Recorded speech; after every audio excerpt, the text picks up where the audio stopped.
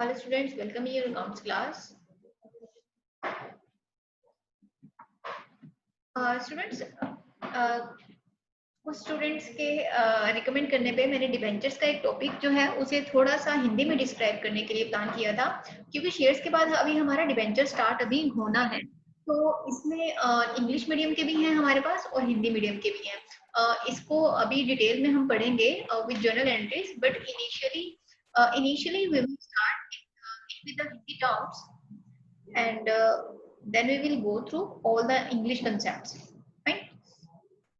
सबसे पहले देखें डिबेंचर्स होते क्या है। डिबेंचर्स काफी इंटरेस्टिंग रहेगा हिंदी में पढ़ना और पढ़ाना। डिबेंचर्स लंबी अवधि के ऋण प्रारूप का माध्यम है जिसका इस्तेमाल बड़ी कंपनियों द्वारा पैसे उधार लेने के लिए किया जाता है। तो बेसिकली कंपनी जब लोन लेने के लिए या अपनी कैपिटल को बढ़ाने के लिए एक शेयर्स, ये बिल्कुल उसका ऑपोजिट होता है। जब कंपनी लोन लेती है आम लोगों से, तो दैट मीन्स ऋण पत्र, उनको कहते हैं डिबेंचर्स या बॉन्ड्स। तो जो बड़ी कंपनी होती है पैसे उधार यानी लोगों से वो जब लेने के लिए ऐसा कुछ करती है प्लान, तो उन्हें कहते हैं डिबेंचर्स।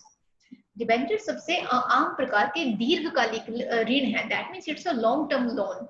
जब भी आप बैलेंस शीट में देखेंगे तो ये आपका लॉन्ग टर्म लोन में आता है।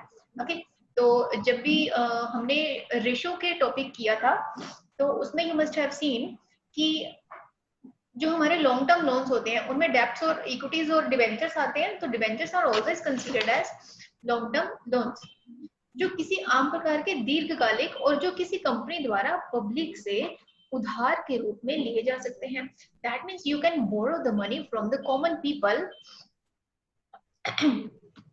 you can borrow the money from common people just to raise your capital. तो डिबेंचर एक प्रकार का ऋण पत्र होता है जो भौतिक संपत्ति या कोलेट्रल द्वारा सुरक्षित नहीं होते, और डिबेंचर्स केवल सामान्य साख और इशूकर्ता की प्रतिष्ठा से समर्थित होते हैं। इसे कंपनी के कैपिटल का हिस्सा नहीं माना जाता। अब जब कंपनी शेयर्स इशू करती है, फाइन, तो आपने देखा होगा एंट्रीज में हम क्या करते हैं, you just raise your capital with the amount with the named, we give it a label that is called share capital. तो इसमें क्या है, you don't make the part the debentures of your share capital. इसमें क्या है, हम अपने business को एक्सपैंड करने के लिए, अब जैसे कुछ फाइनेंस कंपनीज होती हैं जिनसे आप लोन लेते हैं या बैंक्स होते हैं, तो इसमें क्या है, you are just raising your company's money with the help of taking loans and borrowings from the common people. Debentures पर यस, तो डिबेंचर पर कंपनियां ब्याज यानी इंटरेस्ट देती हैं, और अधिकांश डिबेंचर ब्याज की दर निश्चित दर का भुगतान करते हैं। ये जरूरी है कि शेयर धारकों को लाभांश देने से पहले ब्याज का भुगतान किया जाता है। अब ये चीज देखेंगे, डिबेंचर्स बेसिकली क्या है, जब आपने लोगों से पैसा लिया, हाँ, जो मेरे साथ बेसिकली स्टूडेंट्स जुड़े हुए हैं उसमें जो मेजोरिटी हिंदी वाले भी हैं और इंग्लिश वाले भी हैं और कॉम्बाइन भी हैं, तो बेसिकली कॉम्बो। तो डिबेंचर्स क्या है, इन पर कंपनियां ब्याज यानी इंटरेस्ट देती हैं। जैसे आपने किसी से पैसा लिया, ठीक है, अब आप क्या ले रहे हैं, आम लोगों से पैसा ले रहे हैं, तो जब आप उनसे ले रहे हैं तो उनके ऊपर क्या देंगे, आप उनको इंटरेस्ट देंगे। So you will pay interest to those people whom you are taking or lending the money। ठीक है, ऐसे ही जैसे आपने किसी को देखो पैसा उधार दिया होता है, अब आपने किसी को 1 लाख दिया या 2 लाख दिया, तो it depends on you that you are giving that money with the commitments with interest और द प्रिंसिपल अमाउंट। आपको 1 लाख का 1 लाख ही वापस लेना है, नो, बट जनरली क्या होता है, द रूल इज आप एक परसेंटेज फिक्स करते हैं कि I will take back the money with 5% और 10% इंटरेस्ट।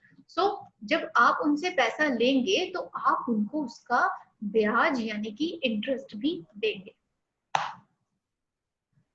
तो इसमें यस, ये जरूरी है कि जो शेयर धारक, ये शेयर धारक क्या होते हैं, शेयर होल्डर्स, जो हम पहले पढ़ चुके हैं, इनको लाभांश देने से पहले, लाभांश is called there dividend.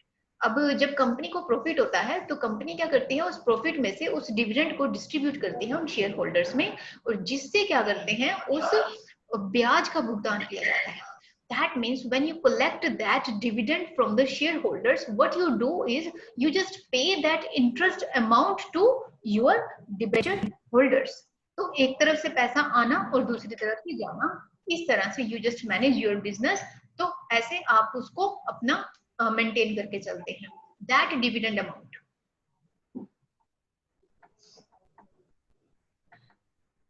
Further, for debenture information is what? Debenture धारकों, जिनको हम क्या कह रहे हैं, निवेशक. निवेशक कौन होते हैं? इन्वेस्टर्स. जो डिबेंचर धारक यानी कि डिबेंचर होल्डर्स होते हैं, वो उनको इन्वेस्टर्स भी कहते हैं. इनको शेयर होल्डर्स की कंपनी की आम बैठकों में यानी मीटिंग्स में, आम बैठकें होती हैं जो कॉमन जर्नल मीटिंग होती है, annual journal meetings, your common meetings, इनमें वोट देने का अधिकार नहीं होता, लेकिन उन्हें अन्य बैठकों या वोटों की अनुमति दी जाती है. तो जो डिबेंचर होल्डर्स होते हैं, इनको इनके पास वोटिंग राइट नहीं होता, और जो शेयर होल्डर्स होते हैं as compare to share holders, they have voting right in the meetings, लेकिन उन्हें अन्य बैठकों या वोटों की अनुमति दी जाती है. बाकी मीटिंग्स और जो वोट्स हैं, जैसे इलेक्शन के लिए वोट्स हैं, वहां पे भी अगर पर्टिकुलरली डेजिग्नेशन के लिए अगर आप वोटिंग के लिए उनमें बुलाते हैं उनको, तो debenture holders are authorised to vote for that particular designation.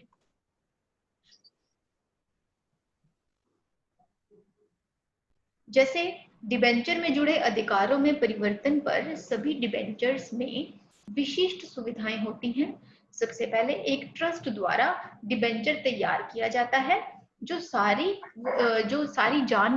जारी करने वाले निगम और ट्रस्ट के बीच में एक समझौता होता है.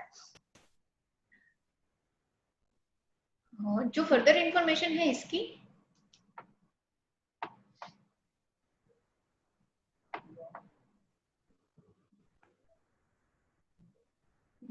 इसका जो सेकंड पार्ट है, which I tell you in another video, debenture information, हाँ ये अलग पार्ट है ना.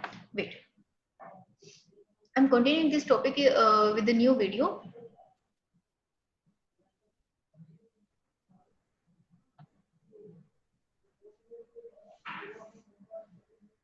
Nishant asked me what topic you have discussed yesterday.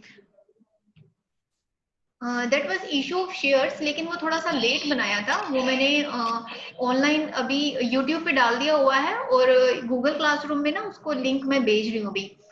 वो हमारा अभी 9 सेगमेंट्स में हुआ है. तो इशू ऑफ शेयर्स ही चला था बिल्कुल लास्ट में, और अभी आज भी वही चलेगा. एक उसका लास्ट पार्ट रहता है. इन डिबेंचर्स के बाद मैं आपको शेयर्स का लास्ट सेगमेंट ही करवाने वाली हूँ, और ये क्लास आपको मिल जाएगी गूगल क्लासरूम में.